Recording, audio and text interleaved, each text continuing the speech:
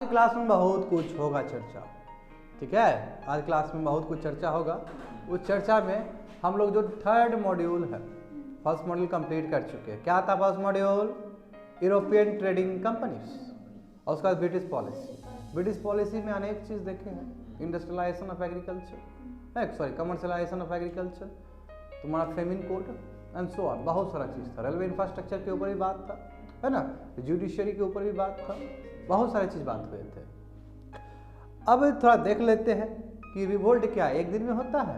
ये तो जान ही चुका है तुम लोग, अमेरिकन वार ऑफ इंडिपेंडेंस पढ़ के, फ्रेंच रेवोल्यूशन पढ़ के, अनेक कारण होते हैं एक क्रांति होने का। तो देख लो यहाँ पे क्या क्या कारण हुए हैं। कि देखो हम लोग अभी ब्रॉडली रिवोल्ट्स एंड मूवमेंट्स पढ़ने वाले हैं, और उसमें सबसे पहला रिवोल्ट पढ़ेंगे 1857। समझ गए बात को? तो पहले समझते हैं क्या है कि कैरेक्टर ऑफ ब्रिटिश रूल। जो कैरेक्टर है ब्रिटिश रूल का क्या है, उसमें कैसे कैसे क्रोनोलॉजी आया है। तो एक्सप्लॉइटेटिव है, कॉलोनियल है जी, मतलब बस लूटना है। वेस्टेड इंटरेस्ट है, कॉलोनियल टेंज है उसके अंदर। अब देखो जो कैरेक्टर है ब्रिटिश पॉलिसी का, उसके प्रोग्राम और पॉलिसी में दिख जाता है हमें, है ना। जिस तरह उसने पॉलिसीज बनाए, जिस तरह डलहौजी का पॉलिसी था, एनेक्स करते जाओ, चाहे वो मिस गवर्नमेंट के प्रिटेक्स्ट में हुआ, चाहे डॉक्ट्रिन ऑफ लेफ्ट के प्रिटेक्स्ट में हुआ, हर जगह उसने कोशिश किया कि साम्राज्य को हाथ में रख दिया जाए। हाँ, तो अच्छा नहीं लगेगा लोग को। लैंड रेवेन्यू सेटलमेंट का बात है, महलवाड़ी सेटलमेंट का बात है, रोहतवाड़ी सेटलमेंट का बात है। हर सेटलमेंट में प्रयास किया गया कि कैसे खींचा जाए पैसा को, कैसे ड्रेन ऑफ वेल्थ किया जाए। और यहाँ पे दिक्कत हो जाता है नीचे तबके लोग को।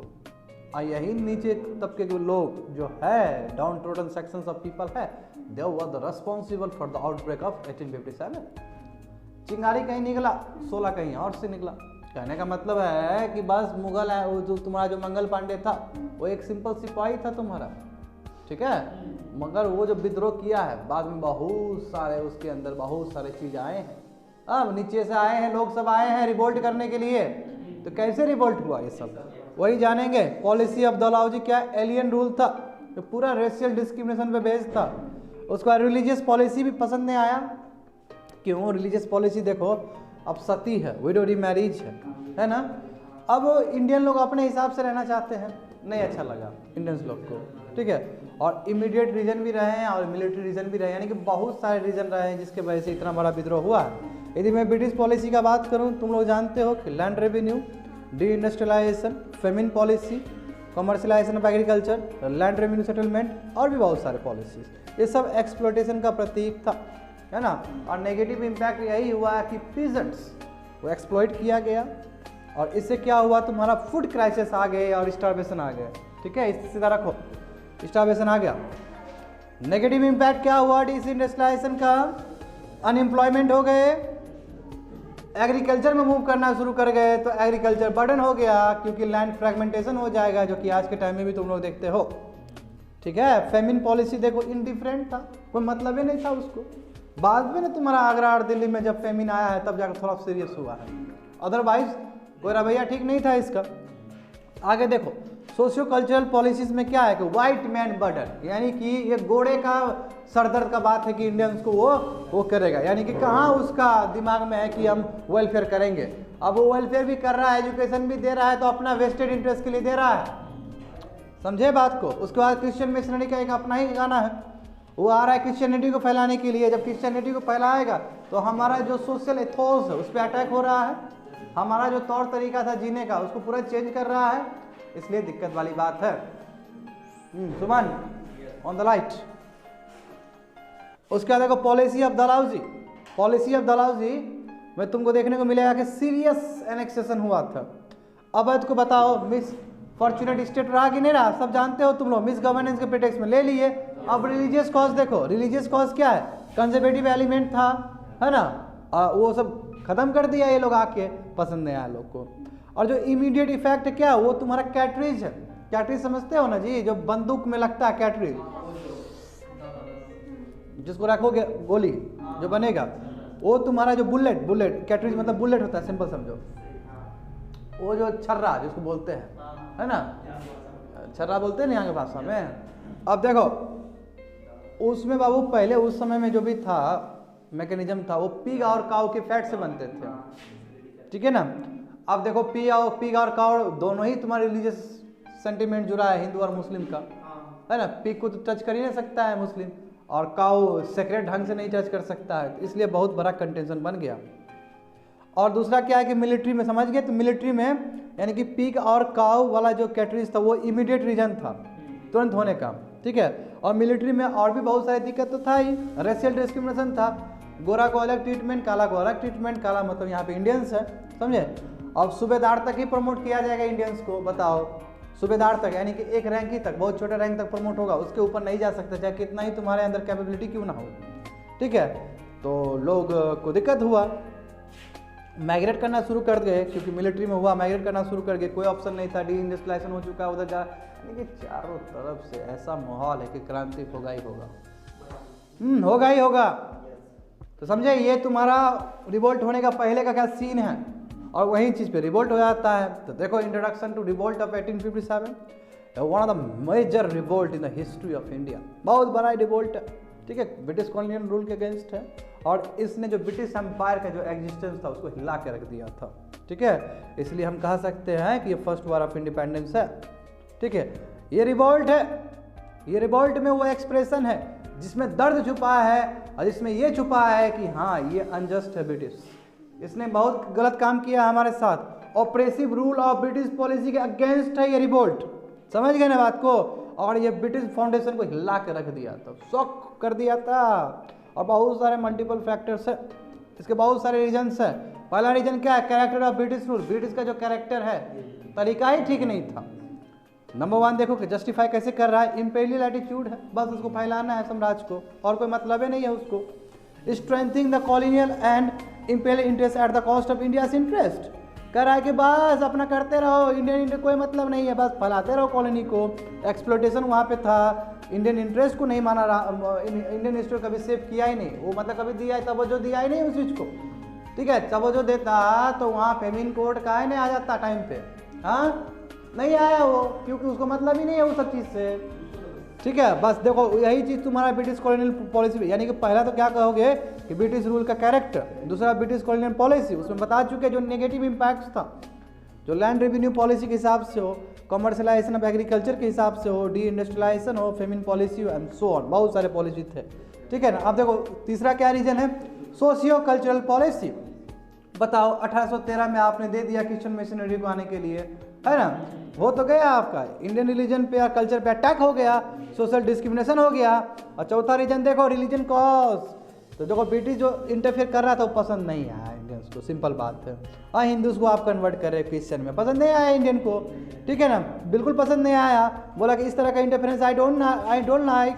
उसके बाद सती एक्ट खत्म हुआ विलियम बेंटिक के द्वारा 1829 में, विडो रीमैरिज खत्म हुआ उनके बारे 1856 में। ये सब प्रोग्रेसिव था, और लोगों को पसंद नहीं था कि हमारा इंटरनल मैटर में कहा ये पड़ेगा, क्योंकि कंजर्वेटिव एलिमेंट्स इसको पसंद नहीं किए। अब बताओ सी को, और ब्राह्मण जो थे, ब्राह्मण कहीं ना कहीं दबदबा तो था ही नहीं इंडियंस में, क्योंकि इसका हिस्ट्री ऐसा रहा है। तो ब्राह्मण बोलते थे कि जो सी को क्रॉस कर गया वो मलेच्छ है, वो इम्प्योर है। तो यानी कि ये तो कब कितना, ये तो ब्रिटिश लोग मलेची हुआ ना, ब्रिटिश लोग क्या कि कर रहा है तो ये मलेच्छ हो गया, तो दिमाग में लोग आ गया हो मलेच्छ अटैक कर दो उसको, ठीक है ना। मिलिट्री कॉज देखो, अरे ब्राह्मण लोग तो क्या बोले हम तुमको, ठीक है ना, ये लोग तो बोला कि जब थ्रू में ट्रेन आया था तब ट्रेन चढ़ने नहीं दे रहा था, बोला ट्रेन गलत है। तो अब इसके हिसाब से चलोगे तो हो गया, फिर धरती तो बहुत आगे निकल जाएगा, ब्राह्मण के हिसाब से चलोगे तो फिर कुछ बाबू 100% में 0.01% मानना है किसी का बात, ठीक है ना। प्रोग्रेसिव थिंकिंग इस तरह नहीं होता है, ठीक है ना। और I am on the record, मैं बोलना चाहता हूँ, तो क्या ब्राह्मण्स का बात होता है, ब्राह्मण्स में हमेशा ही महिलाओं का सशक्तिकरण का कोई बात ही नहीं होता है, बस 4 दीवारी तक कैद रहो तुम, तो ऐसा क्या आइडियोलॉजी का हम लेके क्या अचाटा लेंगे इसको, ठीक है ना। यहाँ पे तो बराबर इक्वलिटी में बात होना चाहिए, वो तो हमको मॉडर्न एजुकेशन ही देता है।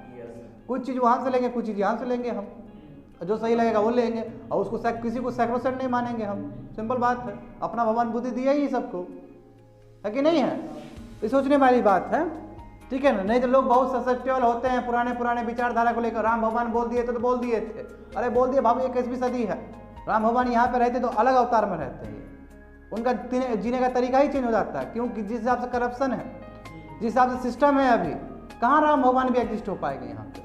हो पाएंगे? इट्स वेरी डिफिकल्ट, बहुत मुश्किल है। हर तरफ करप्शन है, हर तरफ फेवरेटिज्म है। भले ही मोदी जी का देखो कितना अच्छा भाषण दिए थे कल राज्यसभा में, देखा कि नहीं देखा तुम लोग? मगर जितना बढ़िया से बोले उतना कंट्री का स्थिति अच्छा है तो बिल्कुल नहीं है ऐसा। मास्टर ही है, गजब का ऑरेटर है वो, है ना, गजब का ऑरेटर है। तो हम तो बिग फैन है ना उनका ऑरेटिंग का। क्या ऑरेटर, कल क्या भाषण दिया उन्होंने, 1 घंटा 14 मिनट का जो भाषण उनका है वो हम नज़र नहीं हटा पाए, देखते ऐसे हो गए, स्तब्ध रह गए हम।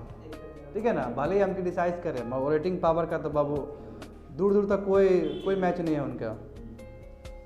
देखो मिलिट्री कॉस्ट, देखो ये जो एक्सप्लॉयटेटिव पॉलिसी था ब्रिटिश का, ठीक है, तो बताओ मैनी पीजेंट्स ज्वाइन आर्मी। अब पीजेंट्स का उधर फार्मिंग का कल्चर का हालत ख़राब है, एग्रीकल्चर ख़राब है, तो लोग करे तो करे क्या, मिलिट्री में जाके ज्वाइन करना शुरू कर गए। ठीक है, ताकि अपना पोजीशन बदल सके, लाइवलीहुड खाने दाने के लिए मिल जाए उसको, खाना वो मिल जाए। मगर कंडीशन तो बहुत पैथेटिक रहा, आर्मी में भी कोई वो नहीं है, सैलरी बहुत कम दिया जाता था। ठीक है, खाना ठीक से नहीं दिया जाता था। उसके बाद तुम्हारा रफली ट्रीट किया, ह्यूमिलेट किया जाता था, अब एकदम डिसऑनर, जब कितना अच्छा भी काम कर दिया कॉलेज वाला फिर भी वो कर रहा है, डिसऑनर कर रहा है। ठीक है, रैंक ऑफ सूबेदार से ऊपर उठ ही नहीं पाता, एक छोटा सा रैंक होता है सूबेदार, उससे ऊपर उठ ही नहीं पाता था इंडियंस लोग। और ये सभी चीज़ कहीं ना कहीं मिलिट्री में लोग होने के बावजूद भी लोगों के दिल में ये इस चीज़ का सिकवा गेला था कि हम इतना कर रहे हैं ब्रिटिश के लिए, फिर भी ब्रिटिश के आँख में नहीं खटकता है, बहुत गलत बात है। तो ये सभी चीज़ क्या हो गया, ब्रिटिश एम्पायर और ब्रिटिश राज के अगेंस्ट सभी चीज़ काम कर रहे हैं। एलियन रूल है, बताए थे ना, एलियन मतलब परसेप्शन था, ये सब फॉरेनर्स हैं। इंडियंस के दिमाग में परसेप्शन है कि फॉरेनर्स है। जैसे मुगल, हम पहले ही बोले थे, मुगल आए तो बस गए, उससे पहले भी दिल्ली सल्तनत भी आए तो बस गए थे, तो ये बस के इंडियन कल्चर की तरफ फैल गए थे। मैं ये कभी फैला नहीं, ये अपना स्टिक रहा, तो कौन करेगा वैसा, क्यों सिंपैथी होगा उसके प्रति, समझे ना। वो लोग देखा हिस्ट्री गवाह है कि नहीं है, वो सब आके बस गया था। तो ये लोग वही बोला कि परसेप्शन था माइंड में कि ये ब्रिटिशर्स फॉरेनर्स होते हैं, ये इंडिया आया है, ठीक है, not come to settle down होने के लिए नहीं, बस पैसा चुराने के लिए, समझे ना, अपना इंपीरियल पॉलिसी अपनाने के लिए, तो लाइक नहीं करेगा, इसलिए अफिनिटी नहीं हुआ कभी भी इसको लेके। 7 नंबर देखो, डलहौजी का एनेक्सेशन है ना, उसका इम्पैक्ट, जैसे polity of doctrine of lapse है, नेटिव रूलर्स को भी गुस्सा आया और रूलर्स को दिक्कत आया, तो बगावत तो होना ही होना है। ठीक है, टाइटल्स और सस्पेंशन ऑफ पेंशन देख रहे थे ना, किस तरह पेंशन हटा रहा था, सबको जाके कानपुर भेज दे रहा था, याद है तुम लोग को, स्टडी तो पढ़ा ही है। जिसे डलहौजी ने नवाब ऑफ कर्नाटक का देखो टाइटल खत्म कर दिया था, तांजोर का, ये स्पेलिंग गलत है, तांजोर जो तमिलनाडु का पार्ट है, ठीक है, और उसके बेटा को बोला कि आए हम इसको नहीं देंगे, पेंशन नहीं देंगे, भागो, लास्ट पेशवा को भगा दिया उधर। यार बहुत सारा चीज़ देखो, कितना बढ़िया से तुम लोगों को पता होगा। ये तो डलहौजी ने 1849 में बोला कि बहादुर साहब 2 का कोई सक्सेसर ही नहीं होगा, भागो यहाँ से, ठीक है, कोई इसको किंग नहीं बोलेगा, अब प्रिंस बोलेगा। तो मतलब कहने का मतलब पूरी तरीके से समीकरण ही चेंज कर दिया डलहौजी ने। इमीडिएट कॉज क्या हुआ कि न्यू राइफल जो इंट्रोड्यूस हुआ था 1857 में, उसमें ग्रीस कैटरेज थे, और ग्रीस तुम्हारा वही फैट ऑफ पिग और काऊ का बना हुआ था। तो जब यानी कि जो एंड होता है कैटरेज का, इधर देखो एंड जो होता है कैटरेज का, उसको दांत से ऐसे निकालना पड़ता था, तो दांत से लगेगा तो समझ रहे हैं ना, ठीक है, लोड होने से पहले दांत से तुमको निकालना पड़ता था, इसलिए ये सब सेंटिमेंट्स हर्ट कर गए इंडियन दोनों को। उसके बाद देखो दिस कॉस्ट मेजर डिसकंटेंटमेंट, और इससे सिपाहीज में दिक्कत हुआ, सेंटिमेंट्स हर्ट हुआ, और वो ऑर्डर को डिसओबे करना शुरू कर दिए। और ये पहली बार 19th नेटिव इन्फेंट्री स्टेशन जो कि बहरमपुर में है, उड़ीसा में, ठीक है, बैरकपुर होगा शायद, हाँ बैरकपुर, बहरमपुर नहीं है, बैरकपुर है, गलत लिख दिया गया है इसमें। और इसका नेतृत्व मुगल पांडे करते हैं, जो कि 34th native infantry eight Barrackpore, ठीक है, वहाँ से शुरू हुआ था, ठीक है, एंड सो ऑन। अब देखो इसमें बहुत सारे फैक्चुअल्स है, इसलिए यहाँ पे नहीं दिखा गया है, एक किताब का रेफरेंस है यहाँ पे, ठीक है। तो पार्टिसिपेंट कौन थे रिवोल्ट अब, सेंटर क्या रहा है, ठीक है, लीडर्स किस तरह हो पाया, सप्रेशन ऑफ रिवोल्ट क्या रहा, बुक्स एंड ऑथर्स, ये सब यहाँ पे नहीं दिया गया, ये रेफरेंस है किताब में। हम बोले थे किताब में बाबू ये पेज है, पढ़ लेना, ठीक है, क्योंकि कॉन्सेप्ट समझ में आ गया, पेज पढ़ लेना, वही स्टैटिक है। अब देखो वहाँ ये छोड़ दिए थे करके, यहाँ बताएंगे जब स्टैटिक बताएंगे तो वो वाला फैक्चुअल्स था, इसलिए क्या वो सेंटर ऑफ रिवोल्ट क्या फैक्चुअल्स है, समझ रहे हैं बात को। कौन पार्टिसिपेंट था रिवोल्ट? फैक्चुअल्स।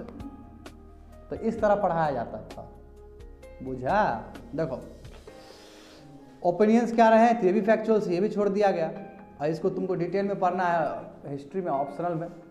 अब देखो लिमिटेशन क्या रहा है, इतना बड़ा विद्रोह हो गया, पर लिमिटेशन क्या रहा है कि ऑर्गेनाइजेशन, लैक ऑफ ऑर्गेनाइजेशन था, सक्सेसफुल नहीं रहा, सप्रेस कर दिया गया, डिसिप्लिन नहीं था, कॉमन प्लान ऑफ एक्शन नहीं था, कोई सेंट्रलाइज लीडर नहीं था, कोई मॉडर्न वेपन्स नहीं था, और मर्चेंट्स और ट्रेडर्स क्या थे, ओ जितने भी जमींदार थे, जमींदार कहाँ हेल्प किया? जमींदार तो तुम्हारे ब्रिटिश के लॉयल थे, ठीक है। एब्सेंटी लॉयल डिनेट पार्टिसिपेट किया ही नहीं, इनफैक्ट वो तो ब्रिटिश को कॉपरेट किया। मॉडर्न एजुकेटेड इंडियंस पार्टिसिपेट ही नहीं किया इसमें, ठीक है। ब्रिटिश के पास बहुत रिसोर्सेस था, ठीक है। यूनिटी नहीं था, नेशनल कॉन्शियस नहीं था, ये इसलिए पैन इंडिया मूवमेंट नहीं था। लोग कहते हैं कि पैन इंडिया मूवमेंट है, बिल्कुल नहीं था, ठीक है। जोग्राफिकल स्प्रेड बहुत लिमिटेड था, ठीक है। बस नॉर्थ वेस्ट और साउथ में तो पेनिट्रेशन था ही नहीं, ठीक है। तो सिग्निफिकेंस में क्या हुआ कि पहला एक्सप्रेशन जो एंटी कॉलोनियल रिवोल्ट का अगेंस्ट था, चैलेंज है ब्रिटिश इंपीरियल रूल को, ये हिला कर रख दिया था। पीपल का पार्टिसिपेशन हुआ था, यहाँ पे हिंदू मुस्लिम यूनिटी, हम हमेशा बोलते हैं ना कि 1857 में साथ में लड़े थे हम लोग। रिवोल्ट इंटेंसिव था, ठीक है। ये पहली बार इंडियन नेशनल मूवमेंट को फेल हो गया, अलग बात है, फेल, ठीक है। फर्स्ट अटेम्प्ट सेकंड अटेम्प्ट में फेल ही होगा तुम लोग, जो बात है। इसका मतलब क्या कि सिविल सर्वेंट नहीं बनेगा? बनेगा, वही फेल तुमको पास कराएगा, है ना। तो रिजल्ट से पहले हमको प्रोसेस देखना होता है, तो ये प्रोसेस ही है जी। यही बाद में जाके 1885 में जब इंडियन नेशनल कांग्रेस बना, तो उसके बाद फिर एक लंबा प्रोसेस शुरू हुआ, जाके अल्टीमेटली कल्मिनेटेड हुआ 1947 में। समझे ना बात को? ये पहला कैरेक्टर, पहला इंडियन नेशनल मूवमेंट का तुमको कह सकते हो जेनेसिस वहाँ से खिंचाया गया। तो इंडियन सॉलिडिटी, हाँ इंडियन मिल के भी लड़ सकते हैं, इसका भी एक्सप्रेशन है। तो कॉन्सिक्वेंसेस देखो क्या हुआ इसके बाद बहुत चेंज करना पड़ा। वही क्वीन प्रोक्लेमेशन हुआ 1858 का, जान ही रहा है। कंपनी रूल पूरी तरीके से ख़त्म, बहुत सारा चीज़ हुआ है। अब गवर्नर जनरल जो था बंगाल, वो अब इंडिया, वो पूरी तरीके से वॉइसरॉय बन जाएगा। देखो इंट्रोड्यूसिंग रिवोल्ट, तो क्या हुआ, रिवोल्ट सप्रेस कर दिया ब्रिटिश ने, ठीक है। और जो चीज़ के लिए रिवोल्ट दौड़ा था कि बहादुर शाह जफर को बैठा देंगे और वहाँ से मुगल एम्पायर चलेगा, तो ऐसा तो कुछ होने वाला है नहीं, जो बात है, ठीक है। कंपनी रूल खत्म कर दिया गया, डायरेक्ट ब्रिटिश क्राउन के अंदर आ गया। एक्सपांशन और एनेक्सेशन का दौर खत्म, प्रिंसली स्टेट है उसको इज्जत करके रखो, सबऑर्डिनेट करके रखो उसको, ठीक है। ब्रिटिश ने प्रॉमिस किया कि हम आपके डिग्निटी को रेस्पेक्ट करेंगे, okay I will give titles also, ठीक है। आर्मी को फिर से रीऑर्गेनाइज किया गया, और जिस आर्मी ने बगावत किया था ब्रिटिश के साथ, उसको पनिश किया गया। और जिस आर्मी ने फेवर किया ब्रिटिश को, तो उसको भी ब्रिटिश ने फेवर किया। देखो क्वीन प्रोक्लेमेशन आ गया 1858 का। देखो मिलिट्री में बहुत सारे चेंजेस हुए हैं। देखो इंडियन आर्मी रीऑर्गेनाइज कर गया 1858 के बाद, ठीक है, ताकि ऐसा रिवोल्ट फिर से ना हो।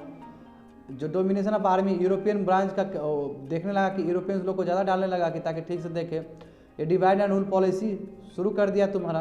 रिक्रूटमेंट ऑफ आर्मी में बेसिस ऑफ कलर, रिलीजन के हिसाब से, जो अवध और बिहार सेंट्रल इंडिया से जो भी थे, ठीक है, जो रिवोल्ट में लिए थे उसको नॉन रिक्रूट बोला, भागो यहाँ से, ठीक है। बट जो पंजाबीज, गोरखास और जो पठान्स थे जिसने रिवोल्ट को सप्रेस किया था, ख़त्म किया था, उसको अवार्ड दिया गया, बोला मार्शल है ये, गजब का है, देखो रिक्रूटेड है, और पैसा बढ़ा दिया उसका, ठीक है। तो सिविल एडमिनिस्ट्रेशन में क्या दिक्कत चेंजेस आए, कंपनी रूल खत्म हो गया, क्राउन रूल स्टार्ट हो गया, पॉलिटिको एडमिनिस्ट्रेशन सिस्टम चेंज हो गया। जो आर्मी थे कंपनी का आर्मी ब्रिटिश एम्पायर में आ गया, ठीक है, और company of officer become British officers बन गए। BOC COD सब खत्म हो गया, जानता ही है, तुम लोग बता चुके हैं तुमको। ब्रिटिश एटीट्यूड क्या था रिवोल्ट के बाद, इंटेलिजेंसिया को सपोर्ट किया, क्योंकि इंटेलिजेंस जानते हो पार्टिसिपेट नहीं किया था 1857 में। इंटेलिजेंस मतलब इंटेलेक्चुअल्स लोग, ठीक है। इंटेलिजेंस डिसअप्रूव रिवोल्ट, जिसलिए ये जो जेस्चर है कि हम सपोर्ट नहीं करेंगे 1857 को, ये पसंद आया ब्रिटिश को।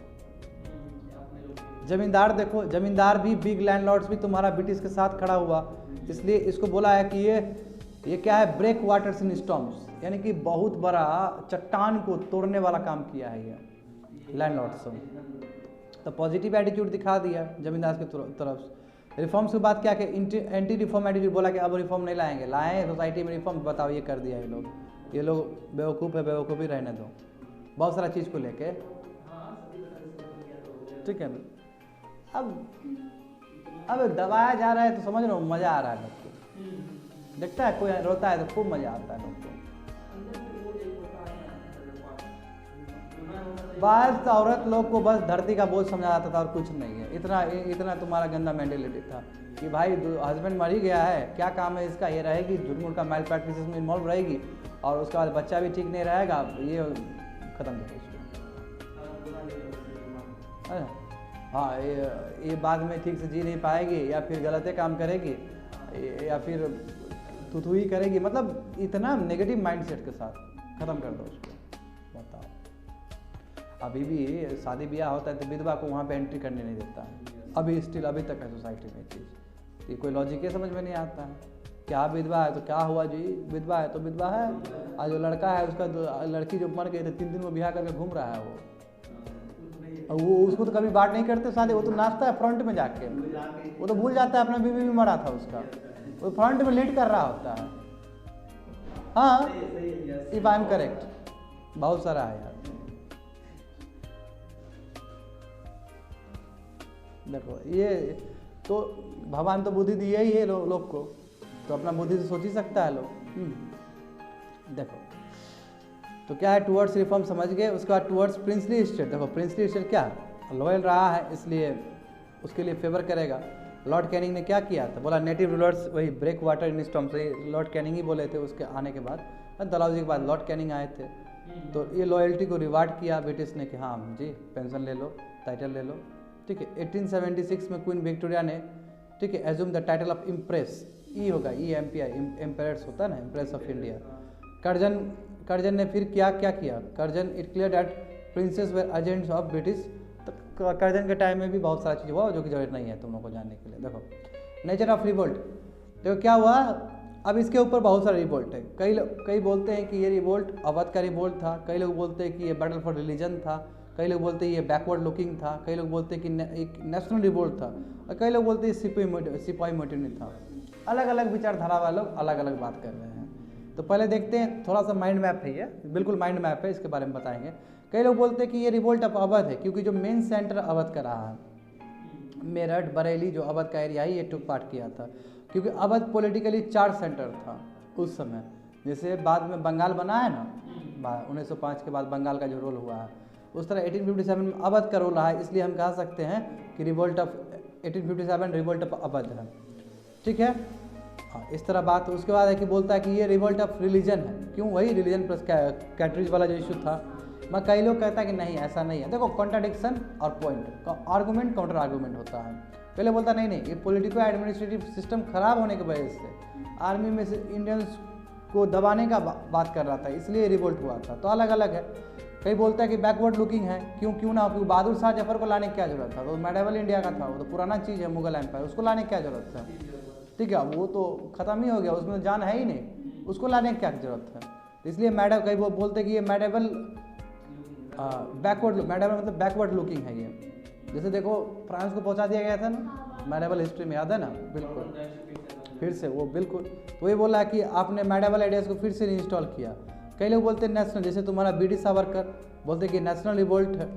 कंट्राडिक्शन यही हुआ कि कहाँ का नेशनल रिवोल्ट है, नॉर्थ वेस्टर्न फ्रंटियर हुआ ही नहीं, साउथ में हुआ ही नहीं, तो कहा है ज्योग्राफी इतना छोटा है, इसको नेशनल रिवोल्ट बोलेंगे हम। कई लोग बोलते हैं सिपाही म्यूटिनी है, ठीक है। तो बहुत सारा तो बात है। देखो आगे देखो, बैटल ऑफ रिलीजन क्यों, देखो नंबर 1 कई लोग बोलते हैं बैटल ऑफ रिलीजन है, तो देखो कि रिलीजन के कॉज की वजह से, क्योंकि जानते हो वही वाला जो कार्टिक्स वाला आया था। और दूसरा क्या रीजन है कि वो ऑर्थोडॉक्सी जो थे क्रिश्चियनिटी के अगेंस्ट थे, तो इसलिए हम रिलीजन कहेंगे, रिलीजन रिवोल्ट कहेंगे। ये रिवोल्ट ऑफ अवध था, मैंने बता दिया तुमको, क्योंकि अवध नर्व एजेंट था, यानी कि तुम समझ रहे हो, नर्व सेंटर था, यानी कि पोलिटिकली चार्ज था वो, तो इंटेंस हुआ था। 1/3 बंगाल आर्मी जो थे वो सोल्जर्स अवध से ही गए थे बंगाल में, जो कि रिवोल्ट किया वहाँ पे बैरकपुर में, ठीक है। जो सोल्जर्स अवध के थे वो पीजेंट्स थे एक्चुअल में, ठीक है ना। और लैंड रेवेन्यू जो सेटलमेंट था तुम्हारा अवध में, इससे पीजेंट्री पर असर किया था, और यही लोग किसानी छोड़ के गए थे, उसमें आर्मी में गए थे, इसलिए हम कह सकते हैं कि ये रिवोल्ट ऑफ है। मगर बहुत सारे कहते हैं नहीं जी ऐसा नहीं है, क्योंकि but it was important to note that revolt was not confined to Awadh only, केवल आबादी तक नहीं था, इसका जोग्राफिकल स्पीड अवध से ज़्यादा था। तो कैसे कह सकते हो कि आबादी है, कॉन्ट्राडिक्शन।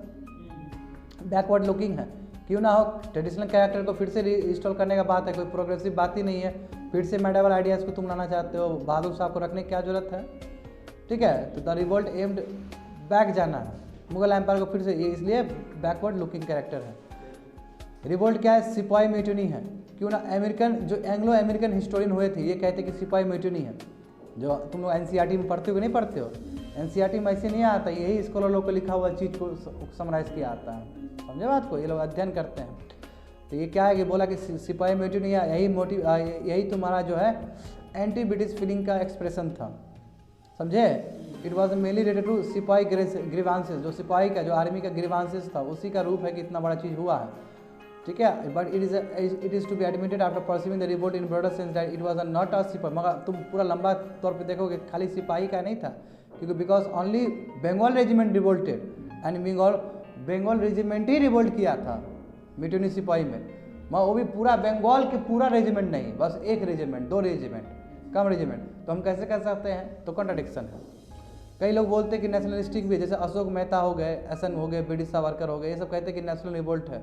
ये पहला इसलिए कहते हैं कि ये फर्स्ट वार ऑफ इंडिपेंडेंस है, क्योंकि पार्टिसिपेट जो किए थे वो सभी क्या किए थे कि because participate or charge by nationalistic sentiments. हाँ, देश आज़ाद होगा इस तरह।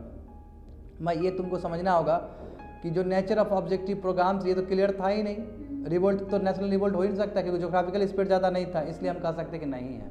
तो देखो, अपना पक्ष है और काउंटर आर्गूमेंट्स है, तो तुमको सब लिखना होगा आंसर। अभी तक तो खाली तुम फर्स्ट रिवोल्ट ऑफ 1857 कर रहे थे, और तुमको सब लिखना होता है। समझ गए ना बात को? देखो, तो मैंने एक कवर कर दिया, revolt of 1857 I have covered. समझ गए ना बात को? तो रिवोल्ट एंड मूवमेंट्स में पहला रिवोल्ट ये हो गया 1857 का। अब सोशियो रिलीजियस रिफॉर्म मूवमेंट, जहाँ पे राजा राम मोहन रॉय का बात होगा, दयानंद सरस्वती का बात होगा, ईश्वर चंद्र विद्यासागर का बात होगा।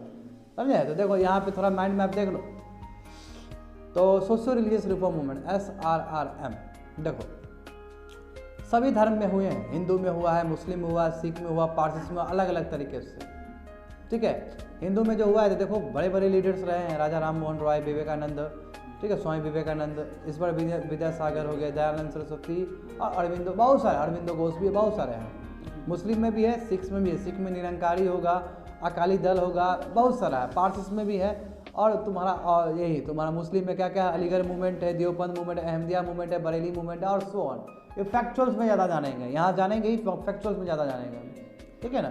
यहाँ क्या क्या जरूरत है तो देख ही ले रहे हैं हम लोग। देखो, हिंदू SR, इसमें क्या क्या पढ़ोगे? Hindu social religious reform movement में पढ़ोगे क्या क्या रीजन्स रहा है, क्या क्या कॉजेस रहा है, कैरेक्टर जानोगे, कंट्रीब्यूशन जानोगे कि इंडियन नेशनल मूवमेंट में क्या योगदान रहा है उसका। फिर इंडियन रिनाइंसेंस के बारे में लिखोगे। और तुम क्या SRRM को हम इंडियन रिनाइंसेंस कह सकते हैं? इसका सब दलील देखो, रिनाइंसेंस है यूरोप वाला वर्ड है जी, रिबर्थ, क्लासिकल एज को फिर से वो करना, रिवाइव करना। मेजर SRRM क्या हुआ था तुम्हारा, क्या कंट्रीब्यूशन रहा था? रामकृष्ण मिशन, रामकृष्ण जो स्वामी विवेकानंद के गुरु जी थे, यही बोले थे कि अलग अलग धर्म से आपको 1 मार्क पर पहुंचना होगा। पहली बार बोलने वाले यही थे। ईश्वर चंद्र विद्यासागर का क्या रोल रहा है मॉडर्न इंडिया बनाने में? राजा राम मोहन रॉय, क्यों हम फादर ऑफ मॉडर्न इंडिया कहा जाता है? राजा राम मोहन रॉय बहुत इंपॉर्टेंट थे सोशल एंड रिलीजियस रिफॉर्म्स में। स्वामी विवेकानंद को फादर ऑफ इंडियन नेशनलिज्म कहा जाता है, ऐसा क्यों है? ठीक है, बहुत सारे सोशल लेजिस्लेशन पास हुआ था ईस्ट इंडिया कंपनी के द्वारा, क्या क्या चीज़ है। ठीक है, उसके बाद स्वामी दयानंद सरस्वती ने स्लोगन दिया कि बैक टू वेदास, वेदास को चलते हैं, जिससे तुम्हारा कम्युनलिज्म भी हुआ था। ये सब क्या चीज़ है? ठीक है, सभी जानेंगे। बंगाल रिनाइंसेंस के बारे में जानेंगे एंड सो ऑन, बहुत सारे टॉपिक्स के बारे में हम लोग जानने वाले हैं। समझ गए ना बात को? तो देखो क्या हुआ था, अब थोड़ा समझते हैं आराम से। देखो, सोशियो रिलीजियस रिफॉर्म मूवमेंट ये 19th सेंचुरी का घटना है। और जितने भी, देखो मैं हमेशा यही बोलता हूँ कि देखो कुछ चीज़ वेस्टर्न कंट्रीज़ में अच्छा है, कुछ हमारे में अच्छा है, दोनों को मिक्स करके चलते हैं। जैसे वेस्टर्न में लिबर्टी है, इंडिविजुअलिज्म है ना, डेमोक्रेसी है, उसको तो अपनाना चाहिए हम लोग को, है ना। और हमारे कंट्री में कल्चर है तो उसको हमको भी अपनाना चाहिए, यानी कि हाइब्रिड मिक्स हो, यानी कि मिक्सचर हो जाए। तो वही बात किया जा रहा है। देखो कि SRRM जो था सोशियो रिलीजियस रिफॉर्म मूवमेंट, ये अगेंस्ट सोशल एविल्स, जो भी जैसे सती हो गया, विडो रिमैरिज होने नहीं दे रहे हैं आप, है ना, या अनटचेबिलिटी है आपका सबसे बड़ा, फीमेल इन्फेंटिसाइड है, सोशल एविल्स है ना, उसके अगेंस्ट है। रिलीजियस एविल्स है, सेक्रीफाइस दे रहे हो, व्हाट इज दिस? इसके 4 डायमेंशन हो सकते हैं एनालाइज करोगे। तो पहला डायमेंशन क्या कि सोशल एंड रिलीजियस एविल्स, इसके अगेंस्ट बात करना। सेकंड वन देखो, revival of indigenous culture, Indian culture को, वही क्लासिकल कल्चर को फिर से रिवाइव करना। कॉलोनियल कल्चरल हेजिमोनी को तोड़ना और वेस्टर्न प्रोग्रेसिव आइडियाज को एक्सेप्ट करना। समझ रहे हो ना? तो 4 स्तंभ पे तुम्हारा social religious reform movement based है। नंबर 1 देखते हैं क्या क्या रहा है ये सोशल और रिलीजियस एविल्स, क्या क्या रहा है। तो देखो मैंने बताया है female infanticide, provision of widow remarriage से रोकना, सती हो गया, महिलाओं का एक्सप्लॉयटेशन करना, कास्ट रिजिडिटी, रिलीजियस तुम्हारा क्या है ऑब्स्केटिज्म, मतलब क्या होता है एब्सोल्यूटिज्म, यानी कि रिलीजन जो है और उसमें हद गंदा चीज़ है रिलीजन के अंदर, ये सभी चीज़ क्या है गलत है। जैसे आइडल वर्शिप पसंद नहीं था, जैसे विवेकानंद भी अगेंस्ट थे आइडल वर्शिप, राजा राम मोहन राय तो बहुत ज़्यादा अगेंस्ट थे, मूर्ति पूजा पसंद नहीं करते थे ये लोग। क्योंकि हमारा पुराना किताब देखोगे तो हमारा पुराना किताब में कहीं मूर्ति पूजा को सही नहीं बताया गया है, क्योंकि मूर्ति पूजा एक मोनोपोली हो जाता है। समझ रहे हो ना? मूर्ति पूजा कभी रहा ही नहीं है, वो तो गुप्ता के पीरियड में आया, पहले मूर्ति नहीं होता था, मूर्ति पूजा सब नहीं होता है, बिल्कुल इस्लाम में नहीं होता है। मैं ये नहीं कहता हूँ सही है गलत, हाँ एक प्रमाण तुम देने के लिए कर देते हो कि तुम अपना प्रॉक्सिमिटी क्रिएट करने के लिए, नियरनेस कहते हैं ना। अब देखो सोसाइटी हाइपर कंजर्वेटिव था, तो ये सभी कैसे पता चल गया, caste rigidity, exploitation of women, ये सो ऑन। तो विलियम बेंटिंग ने इसके लिए क्या कर दिया था, एबोलिशन ऑफ सती एक्ट जानते हो। अब दूसरा देखो कि इंडिजिनियस कल्चर को रिवाइव करना है, इससे क्या होगा तुम्हारा सेंस, देखो अब इससे होगा क्या, जब इंडिजिनियस कल्चर को करोगे तो बाइंड कर पाओगे पीपल को कि तुम्हारा भी ये कल्चर मेरा भी ये कल्चर, तो इससे क्या होगा कॉन्फिडेंस आएगा पीपल में, जब पीपल में कॉन्फिडेंस आएगा तो पीपल एक दूसरे के आसपास आएंगे, जब क्लोज आएंगे तो संगठन बनेगा, जब संगठन बनेगा तो ब्रिटिश भागेगा। समझ रहे हो ना? तो इंडिजिनियस कल्चर पे वो करना मतलब उसको रिवाइव करना, ताकि तुम लोग प्रेस्टीज ले सको, उसको मजा ले सको। आज गांधी जी बोलते हैं तो सब रिलेट करते हो, कहाँ गांधी जी केवल हमारे पूर्वज है, सबके पूर्वज है। तो रिवाइव करना कॉमन कल्चर को, तो रामायण हुआ, महाभारत हुआ, होगा सब रिवाइव। ये छठ पूजा पूरा बिहार को यूनाइट कर देता है ना छठ पूजा। तो फिर तो कल्चरल हेजिमोनी के अगेंस्ट आप बोल रहे हैं कि आप एजुकेशन के नाम पे क्रिश्चियनिटी फैला रहे हो, ये खबर हम लोग के लिए सही नहीं है, पैलेटेबल नहीं है हमारे लिए। उसके बाद वेस्टर्न प्रोग्रेसिव आइडियाज़ को एक्सेप्ट कर लीजिए, liberty, democracy, French revolution, secularism, participatory form of governance, populative form of governance, सब चीज़ अच्छा है। समझ गए? तो यही D1 + D2 + D3 + D4 यही SRRM हो जाता है। समझ गए ना? तो सोशल रिलीजियस रिफॉर्म मूवमेंट क्या क्या हुआ है, आई होप सो समझ में आ गया होगा। देखो कॉजेस क्या क्या रहे हैं, तो देखो SRRM क्या है तुम्हारा, ये सोशियो कल्चरल और आइडियोलॉजिकल स्ट्रगल था, किसके अगेंस्ट में, कॉलोनियल कल्चरल हेजिमोनी, हेजुपेट ये लोग दबा कर रखा है, क्रिश्चियन आगे फर्स्ट, काहे का क्रिश्चियन फर्स्ट, इतना दिन से क्या जल बजा रहे थे हम लोग, इतना दिन से हम चल ही रहे थे। हम मानते हैं कि हमारे में कुछ गड़बड़ी है, गड़बड़ी तो हर रिलीजन में है, क्यों नहीं, इस्लाम में नहीं है, क्रिश्चियनिटी में नहीं है, सब में है, रिलीजन तो रहेगा ही रहेगा उसमें। हम रिफॉर्म करेंगे ना, रिफॉर्म करेंगे, धर्म का चेंज करेंगे अपना, रिफॉर्म करेंगे। तो ये SRRM का आने का भी यही था कि जो बाहर से वेस्टर्न कल्चर आया है, जो इतना हावी पड़ रहा है, उसको रोकना, अदरवाइज सब खा जाएगा हम लोग को ये। समझ रहे हो ना? तो ये क्या है, this was a viewed, SRRM को क्या कह सकते हैं, ये कल्चरल आइडियोलॉजिकल स्ट्रगल है, ठीक है, स्ट्रगल है ब्रिटिश के अगेंस्ट, ताकि हम इंडिजिनियस और ट्रेडिशनल सोशल कल्चर को हम बचा सके, क्योंकि वीक हो रहा है वो जो ब्रिटिश का इस्टेब्लिशमेंट रहा है और जो कॉलोनियल कल्चर का स्प्रेड हुआ है, ये ऑल टुगेदर दिखता है कि कल्चरल डोमिनेंस हो चुका है हमारे इंडियन कल्चर के लिए, और एक नया चैलेंज है, हमारा कल्चर खत्म हो जाएगा ऐसे में। 19th सेंचुरी का जो रिफॉर्म्स है, ठीक है, symbolize the indigenous reform in new system, in this context it represent cultural defence. तो इस तरह क्या कि हमने क्या किया, जैसे कि देखो हमारे पास बहुत सारा दिक्कत था, बोला ना 19th सेंचुरी सती उती, ये बहुत सारा दिक्कत था, हम खत्म करेंगे ना, अपने तरीके से खत्म करेंगे। The reform represent move towards strength in indigenous, ये जो SRRM है, हम अपना इंडिजिनियस सोशियो रिलीजियस कल्चरल लाएंगे, रिफॉर्म्स लाएंगे और अपना मजबूत करेंगे। कैसे रिफॉर्म लाएंगे? By eliminating social evils, religious false believe prevailing in the society in 19th century. Reforms को कैरी आउट करेंगे, ठीक है, against your caste rigidity, provision of widow remarriage, female infanticide, sati system, religious obscurantism, क्या होता है वही false belief, सब खत्म करेंगे। तो क्या ना नेचर कह रहा, ये रिफॉर्म बाबू क्या है, इस रिफॉर्म में कोई आत्मा और परमात्मा का बात नहीं होगा, ठीक है ना। वो हो गया, जो होना था पहले हो गया, अब आत्मा और परमात्मा का बात नहीं होगा, ठीक है। ये बस वर्ल्डली मैटर्स पे जो अभी चीज चल रहा है उस पर फोकस होगा। सती खराब है, इसमें आत्मा और परमात्मा वाला घुसा दे वो तो बोल देगा सती ठीक है। तो वो बोल रहा है कि कोई भी कॉन्सेप्ट यानी कि रिफॉर्म्स में जो कैरेक्टर है इसमें कोई सोल और कोई गॉड वाला कोई कंसेप्ट नहीं है। ये पूरा जो अभी तथाकथित अभी जो चीज़ चल रहा है उस पर होगा, उस पर बेस्ड होगा। ये पूरी तरीके से तुम्हारा रैशनलिज्म पे बात होगा, तभी तो हम इसको रेनेसांस रिलेट कर रहे हैं। इस पे रीजन का बात होगा, लॉजिक पे बात होगा। तो हमेशा बोलते हैं कि नहीं बोलते हैं कि यूरोप का नेशनलिज्म का जो बीज बोया गया था लगभग हमारा यहाँ से मैच कर गया। उसका देखो ये प्रोग्रेसिव और मॉडर्न आइडियाज को रिफ्लेक्ट करता है SRRM, ठीक है। ये रिजेक्ट करता है और एक्सेप्ट भी करता है आइडियाज को। रिजेक्ट किस चीज़ के लिए? जो बेकार का जो इविल्स है हमारा सोसाइटी में, या फिर बेकार का जो बाहर से आया है कि एजुकेशन के नाम पे आप दबा दे रहे हैं, रिलीजन कन्वर्ट कर दे रहे हैं, वो चीज़ को हम रिजेक्ट करते हैं। एक्सेप्ट भी करते हैं आपके आइडियाज़ को, डेमोक्रेसी को एक्सेप्ट करते हैं हम, सेकुलरिज्म को हमें एक्सेप्ट करते हैं, ठीक है। तो क्या ये broad based social reforms SRRM क्या है? सोशल रिफॉर्म्स है, ये सोसाइटी को कैसे अच्छा करना है, समझे। जैसे ब्रह्मा समाज को रीजनल रिफॉर्म्स भी, जैसे ब्रह्मा समाज बना था राजा राम मोहन राय का, वो बंगाल तक सीमित था, ठीक है। और मिडिल क्लास को भी ऊपर करने का बात था, ठीक है। मगर ये कन्फाइंड अर्बन एरियाज तक ही हो पाया, जो लोग समझा वो हो पाया, नहीं तो आदमी तो क्या पढ़ा लिखा तो है नहीं जो बात है कि समझ जाए सब चीज़, ठीक है। प्रोग्रेसिव है, अह्यूमनिस्टिक, आदमी कैसे बचे, समझे। प्रैग्मेटिज्म है, प्रैक्टिकल चीज़ है इसके अंदर। इंडिविजुअलिज्म का बात है, इसमें रीजन है। एंटी कॉलोनियल कल्चरल हेजीमोनी के अगेंस्ट बात है, और इसलिए हम कह सकते हैं कि ये इंडियन रेनेसांस है।